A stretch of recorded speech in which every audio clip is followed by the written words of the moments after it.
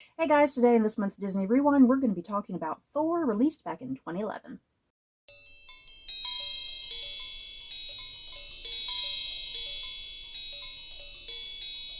So, before we head into our thoughts and feelings on the very first Thor movie, just a quick disclaimer. This video, it's open to spoilers. If any type of spoilers pop up, not only for this movie, but anything caught up with where the movies are at currently. That being said, though, me and Stephanie have not seen the latest Thor movie, Love and Thunder, so that's the only one we're not caught up on, but we are caught up with, like, the Loki TV show and Thor, The Dark World, and Thor, Ragnarok, and all the Avenger movies and whatnot. So, possible spoilers for that random stuff, just if we accidentally do throw that in here.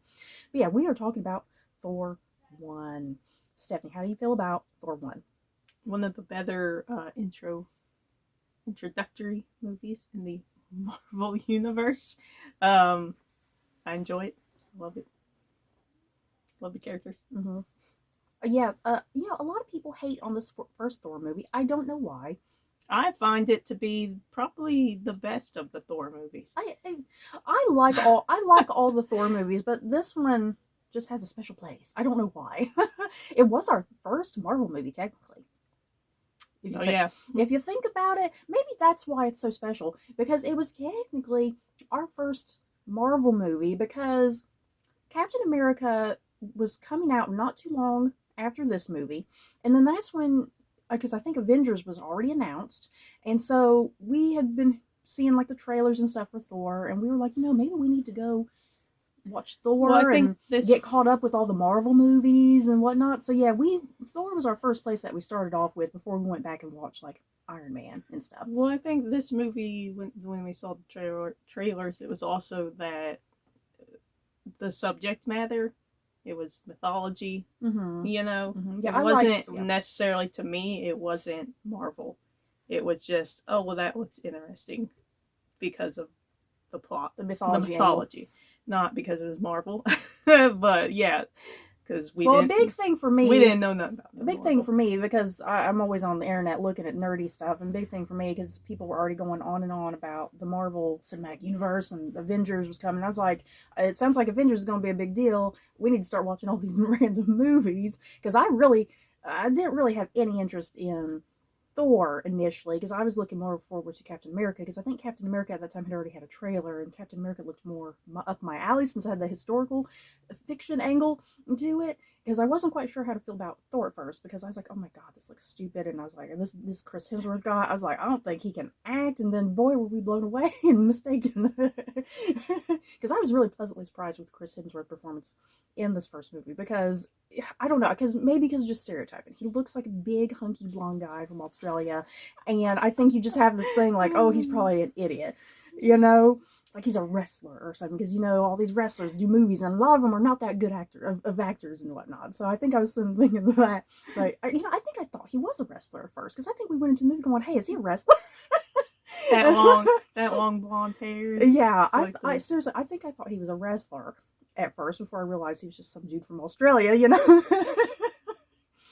But yeah, this first movie, because a lot of people always go on how much they love Iron Man, and I love Iron Man as well, but the whole tech angle, I'm not kind of into the tech angle. It's like, Thor, I love the whole aspect of Norse mythology and how that's presented in here and whatnot. I like the story of it. I like all the characters. The story's really great. I like the humor. A lot of people always go on about they don't like everything with him once Thor gets down on Earth, on Midgard, and he's with, the humans and whatnot. I like all that stuff. I find it funny. It helps. It breaks up the seriousness of things going on in Asgard. Like, Asgard is so serious. if there is not stuff like that good timed humor, that it's hard for me to get through a movie. Yeah. I need a little laugh. Yeah, and I think this movie, out of a lot of the earlier Marvel movies, aside from like Captain America, because I just freaking love Captain America, I like how this movie's kind of structured. There's like almost like it's a play, I think that's because of Kenneth Branagh. The way Kenneth Branagh is kind of directing it. I forgot he was the director. I really just like how Kenneth Branagh shot this whole movie and whatnot, and kind of all the thematic stuff with it, because I like how it starts off in Asgard. It's very serious, it's very Shakespearean, which they poke fun of often in later movies. You know, Tony's line of Shakespeare in the Park and whatnot, obviously. I love how it's so serious and Shakespearean in the first bit. Then the second, about a dude who's really arrogant and egotistical, thinks he's a man, he's playing at being a man, and then his daddy's like, no, you are still a stupid little boy. You know, I like how you get that. And then you get the middle chunk, which kind of turns into like this kind of like King Arthur sort of situation. Because I often think of that with Mjolnir.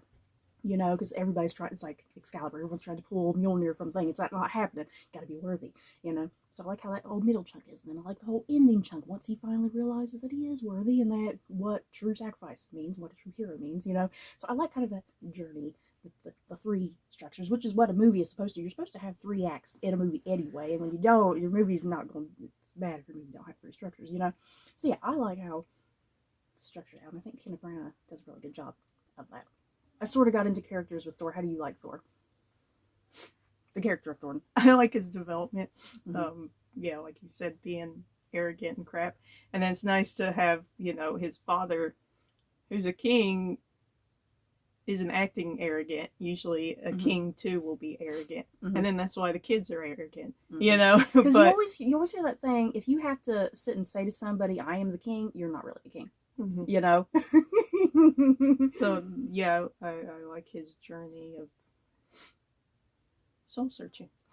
Soul searching, self-discovery. He has to go from being a boy to a man, even though he is a full-grown man. He has to still go from that transition to boy to man. Like what it really means to be a man and what a true hero is. It's deep.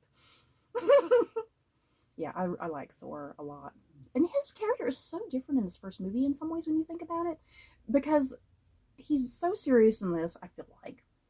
And the next movie, he's still very serious. I think he's a lot more serious in the second movie. Is it just me? And then Avengers, he's still very serious. And it's like, by the time you do get to Ragnarok, this is why I like... It kind of gets all thrown out. Yeah, this is what I kind of like what Taika Waititi did with the Thor character, because Taika Waititi always said, you know, everyone always goes on and how much they love Loki so much, and everyone kind of forgets about Thor. I like what Taika Waititi did with Thor in Ragnarok, kind of making him a little bit more comedic and humorous, you know, that Thor doesn't have to just be really kind of stoic, you know, and serious. That there's a bit more of a funny light side to Thor, which I like. But yeah, he is very different in this first movie. It's like, but still the same, you know. We got Anthony Hopkins. How the hell did you get Anthony Hopkins in this movie, to be quite because of Kenneth Branagh. Yeah, I think because of Kenneth Branagh. The sirs were like, well, if one sir asked me, then I guess I will too. Yeah.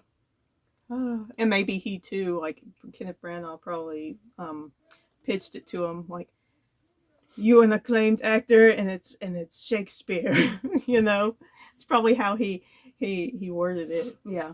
I think the thing too with Odin, it's like you can't just have anybody. You have to have an actor that has gravitas to them. You know, I mean, this is freaking Hannibal Lecter. You know, you gotta have somebody who can kind of pull off Odin, that you like him, but you're also terrified of him at the same time, because he yells at Thor pretty bad, and it's pretty scary. But yeah, I like Anthony Hopkins a lot in it. Got Rene Russo.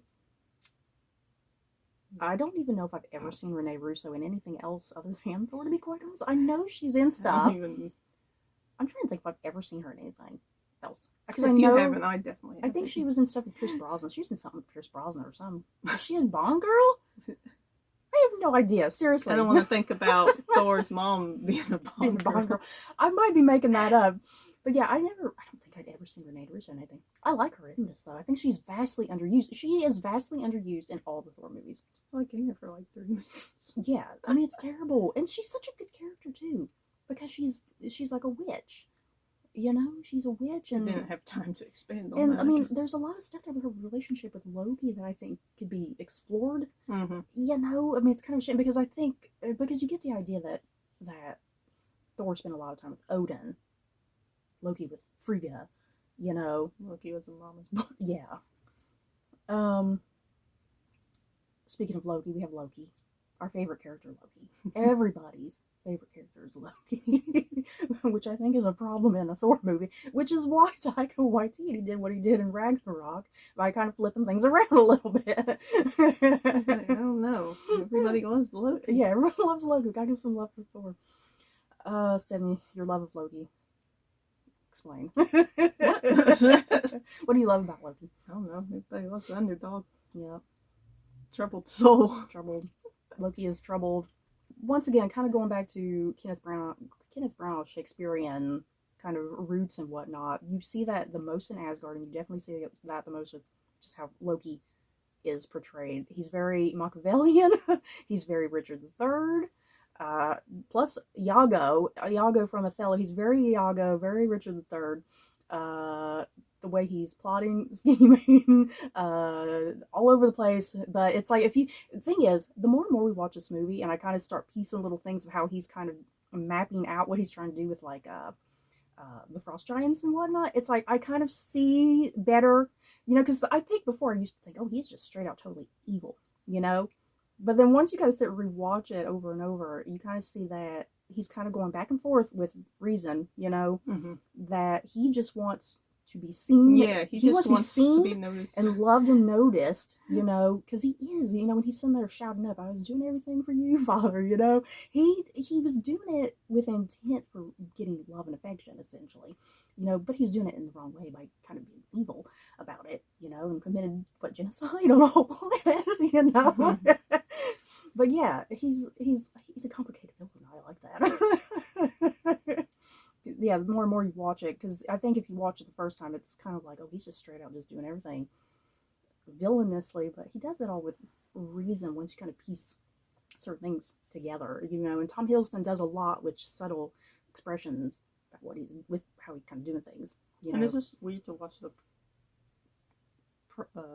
Loki progress through the movies, because Mm-hmm. like in this movie, he's like serious the whole time, and as is Tom Hiddleston. Mm-hmm. And then you like get further and further into movies and the show, and it just becomes more and more bonkers. And so does Tom Hiddleston. Yeah.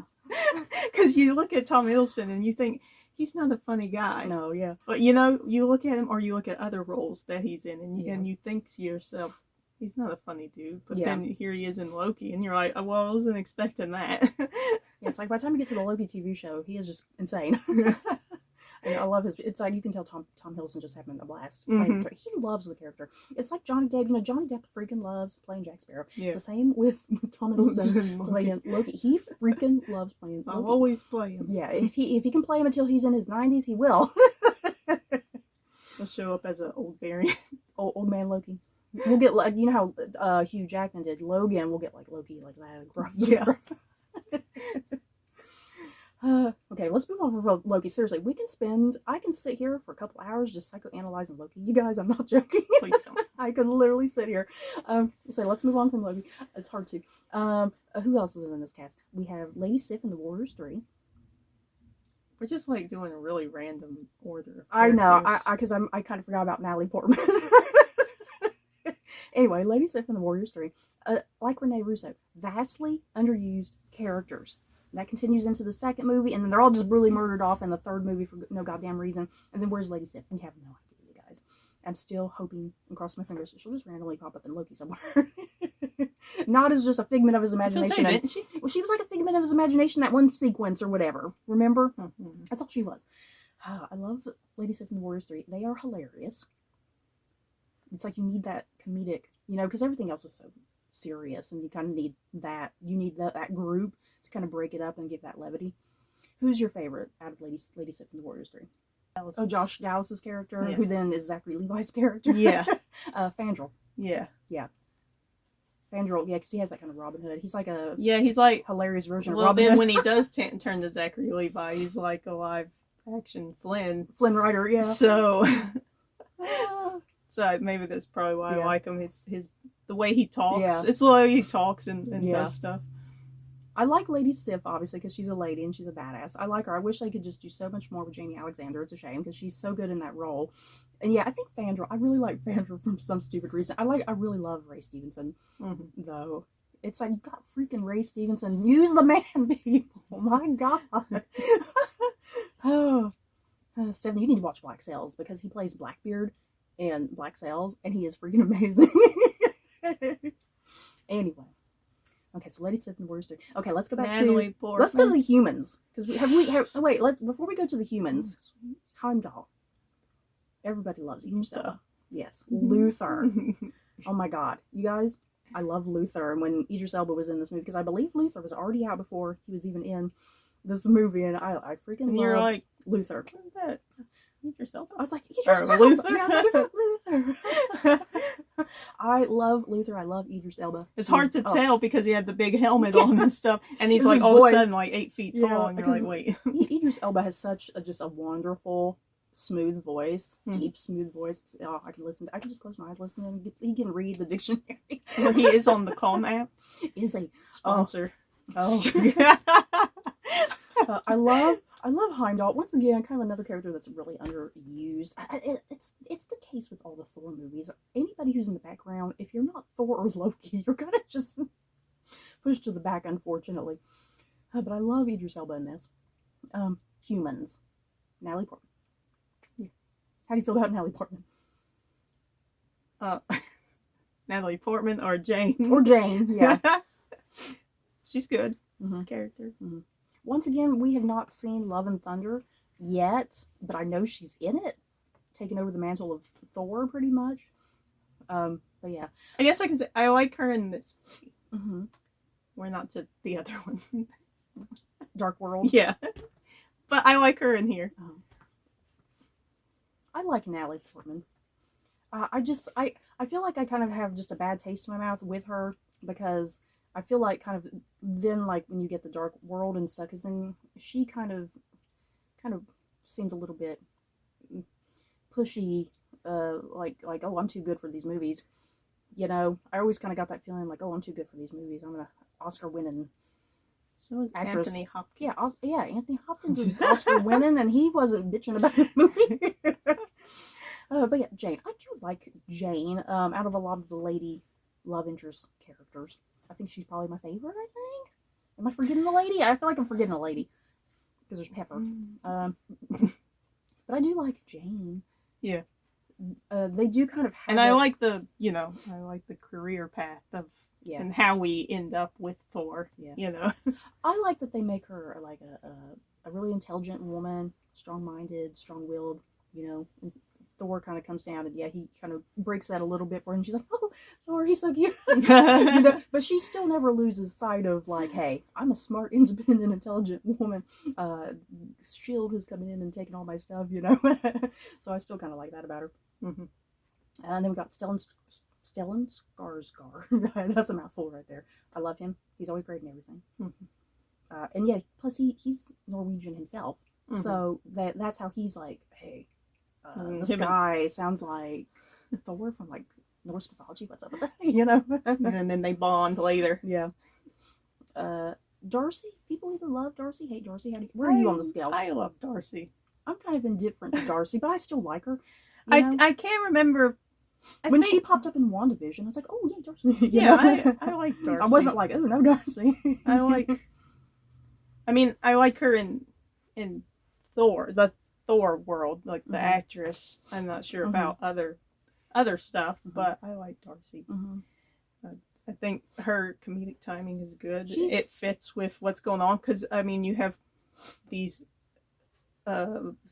people from another planet who are confused about what's going on, and then at the same time you have Darcy who's being funny because she too is like, wait, what's even going on? Darcy is kind of the audience stand-in that she's like, oh, I don't know what the hell's going on, I'm just here. Just going with the flow. Yeah. We got the return of Agent Coulson. Yay, everybody loves Coulson. I like how Coulson is just such a different character kind of in these movies before you get like Agents of S.H.I.E.L.D. He's such a well-loved character, and he's not even a superhero. Yeah. I love how serious Coulson is in these movies. And then like his humor is just so dry. And then we get a bit of Hawkeye, Jeremy Renner. Yay. For like a minute of Jeremy Renner. He doesn't even get to shoot the bone arrow. Yeah. I remember, because we weren't really big into Marvel because I didn't know who any of these characters were in the Marvel movies, and so when Jeremy was his Jeremy, I remember when we first saw this movie and Jeremy Renner popped up, when we were like, "Is that Jeremy Renner? And then it was, where'd Jeremy Renner go? Yeah, it was like, where'd Jeremy Renner go? But, you know, and all the nerdy fanboys were all like, oh my god, Hawkeye. And I'm sitting there thinking, who the hell's Hawkeye? So, Stephanie, on a scale of 1 to 10 Mickey ears, what would you give Thor? I